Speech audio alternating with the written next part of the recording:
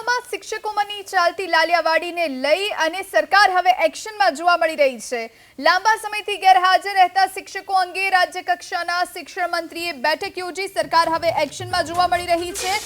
શિક્ષણ સચિવ મુકેશ કુમાર પ્રાથમિક શિક્ષણ નિયામક સાથે બેઠક ચાલુ ફરજે વિદેશ જતા ત્યાં રહેતા ગેરહાજર રહેતા શિક્ષકો અંગે બેઠક। લાંબા સમયથી ગેરહાજર રહેતા શિક્ષકોનો આંકડો 200 પહોંચી શકે છે। 16 જિલ્લામાં લાંબા સમયથી ગેરહાજર શિક્ષકોનો આંકડો 72 પર પહોંચ્યો। તો શાળાઓમાં શિક્ષકોની ચાલતી લાડિયાવાડી અંગે આજે બેઠકનું આયોજન થયું છે। સંવાદદાતા હિરેન ફોન લાઈન પર જોડાયા છે। હિરેન, શું વધુ જાણકારી?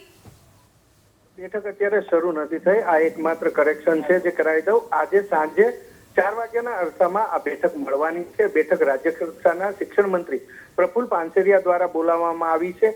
રાજ્યના વિવિધ જિલ્લાઓની અંદરથી એ માહિતી સામે આવી છે કે શિક્ષકો ચાલુ ફરજે વિદેશ ઉપડી ગયા છે, રહે છે વિદેશમાં અને અહીંયા શાળાની અંદર તેમની રેગ્યુલર હાજરી પુરાય છે। એ રીતની અલગ અલગ જિલ્લાઓમાંથી જે માહિતી સામે આવી છે તેને લઈ અને રાજ્ય કક્ષાના શિક્ષણ મંત્રી પ્રફુલ પાનસેરિયાએ રાજ્યના શિક્ષણ સચિવ મુકેશ કુમાર અને રાજ્યના પ્રાથમિક શિક્ષણ વિભાગના નિયામક IM જોશીને આજે બે મીટિંગ બોલાવી છે અને આ મીટિંગ 4 વાગ્યા આસપાસ શરૂ થશે, જેની અંદર રાજ્યની અંદર કેટલા શિક્ષકો એવા છે કે જે ઘણા લાંબા સમયથી હાજર નથી થયા, શાળાની અંદર આવતા નથી અને તેની પાછળના કારણો શું છે। કારણ કે આંકડો જે અત્યાર સુધી સામે આવ્યો છે એ આંકડો 72 શિક્ષકો એવા છે કે ઘણા લાંબા સમયથી તેઓ શાળામાં ફરજ ઉપર ગયા નથી, પરંતુ આ તમામ શિક્ષકો એવા નથી કે તેઓ વિદેશ જ જતા રહ્યા છે।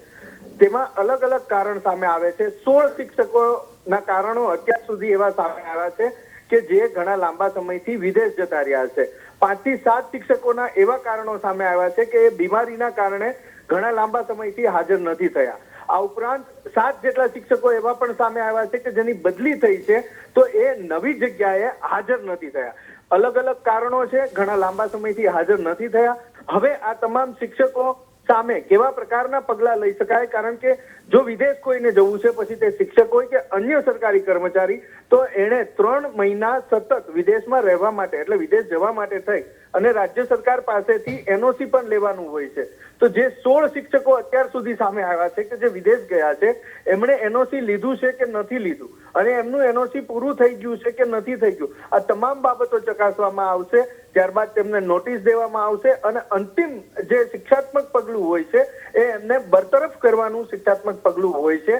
તો એ કેટલા લોકો સામે લઈ શકાય એવા નિયમો ની અંદર જોગવાઈ છે, એ પ્રમાણે કાર્યવાહી કરવામાં આવશે। પરંતુ આ તમામ માહિતી માટે, આ તમામ ચર્ચા માટે રાજ્ય કક્ષાના શિક્ષણ મંત્રી પ્રફુલ પાનસેરિયાએ આજે બેઠક બોલાવી છે અને આ બેઠક લગભગ 4 વાગ્યાના અરસામાં તેમના કાર્યાલય ખાતે મળશે। બીજી એક મહત્વપૂર્ણ બાબત એ છે કે હજુ પણ 15 જેટલા જિલ્લાઓમાંથી માહિતી આ પ્રકારેની કે કેટલા લાંબા સમયથી શિક્ષકો શાળાએ જતા નથી એ એકત્રિત કરવાનું કામ અત્યારે રાજ્યના પ્રાથમિક શાળા વિભાગ કરી રહ્યું છે। એટલે આંકડો જે અત્યારે 72 પહોંચ્યો છે એ આંકડો આ તમામ માહિતી સંકલિત થાય ત્યારે લગભગ 200 જેટલો પહોંચે એ પ્રકારેની માહિતી પણ હાલ સામે આવી છે।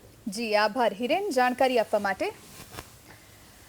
તો શાળાઓમાં શિક્ષકોની લાલિયાવાડીને લઈ અને સરકાર હવે એક્શનમાં જોવા મળી રહી છે। શિક્ષણ મંત્રી આજે 4 વાગ્યાના અરસામાં બેઠક યોજશે, જેમાં શિક્ષણ સચિવ મુકેશ કુમાર પ્રાથમિક શિક્ષણ નિયામક પણ હાજર રહેશે।